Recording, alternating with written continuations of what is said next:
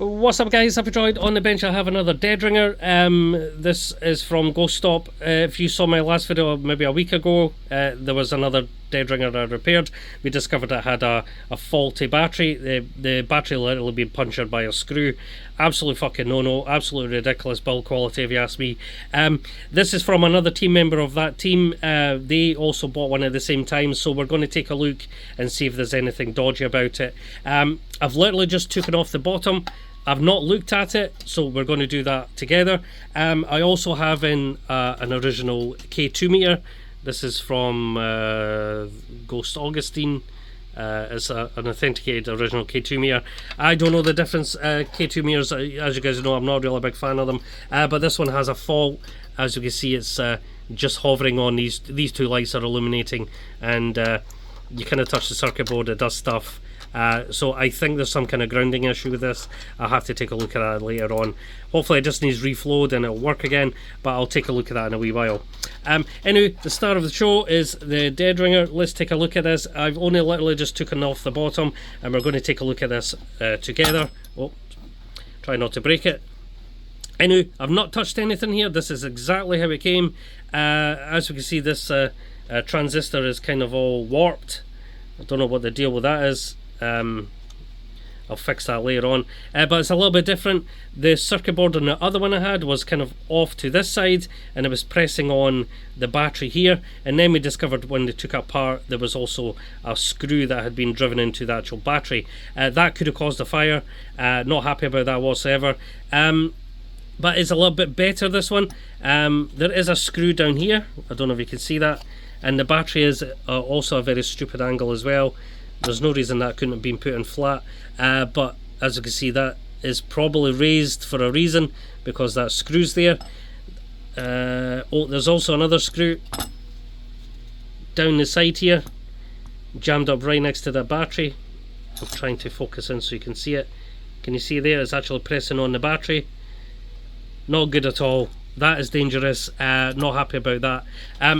As you guys know, with these types of batteries, they're volatile cell. It doesn't take a lot to pierce them. You pierce them, this thing is going to go absolutely nuclear on you.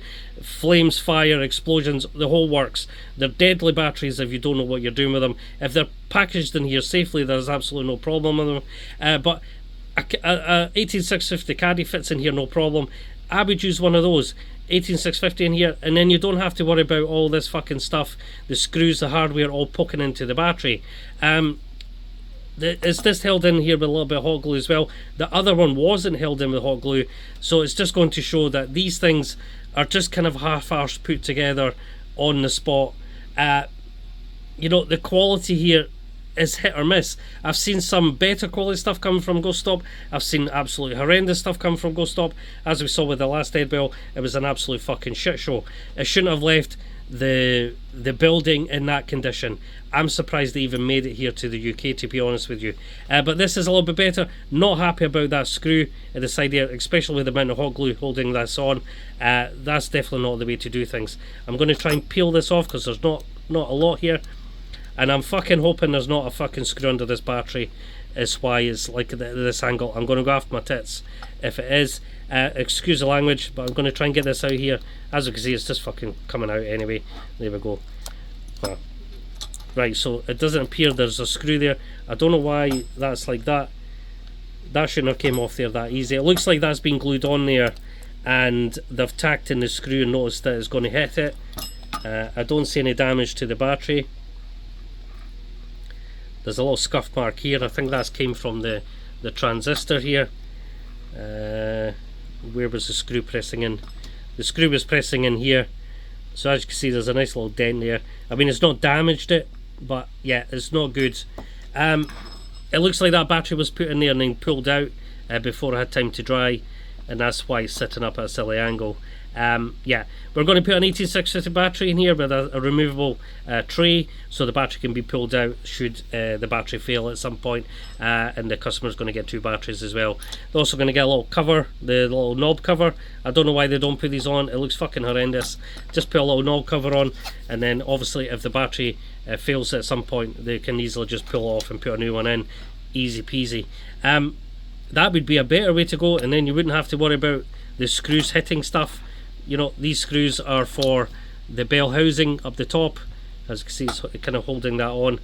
So yeah, but I'll also do the mod where we don't have to use this little butt converter. This was actually held on with wire, another one, and I notice there's a little space on the board to populate that. Yeah, that's going to be getting removed. Well, in fact, it can stay on there, it doesn't really matter, and it's just going to be getting tied into the 5-volt pin here, because this is normally connected to the VIN pin. As you can see, the little trace here is going into the VIN pin. That doesn't need to be there, so I'll just scratch that off and connect it right to the 5-volt. These devices, the little nanos, basically work on 3.7 volt batteries, absolutely no problem. They'll run way more efficient because you don't have to run any through any regulation of buck converters. Also, the regulation of buck converter is built into this. You know, it gets warm if you're running from the VIN pin.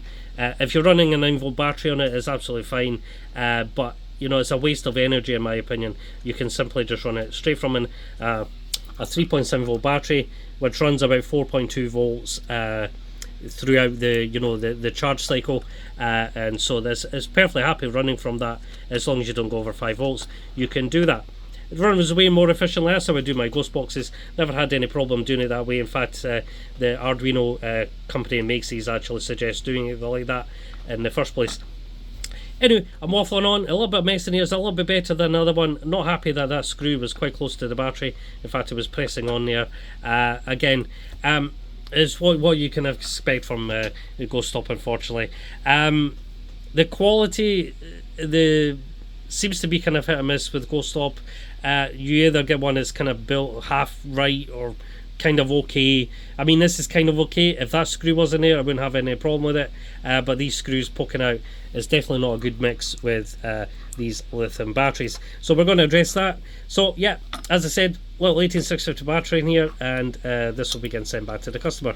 And yeah, obviously taking a look at this little thing here, going to try and work my magic on it, see what I can do with it. And this belongs to the same customer as well, so hopefully I can do something with it, get at least working, because that's obviously not doing what it's supposed to do. Anyway, I'm going to leave it there, guys. This is already 7 minutes long, and I'll catch you guys in the next one. Bye now.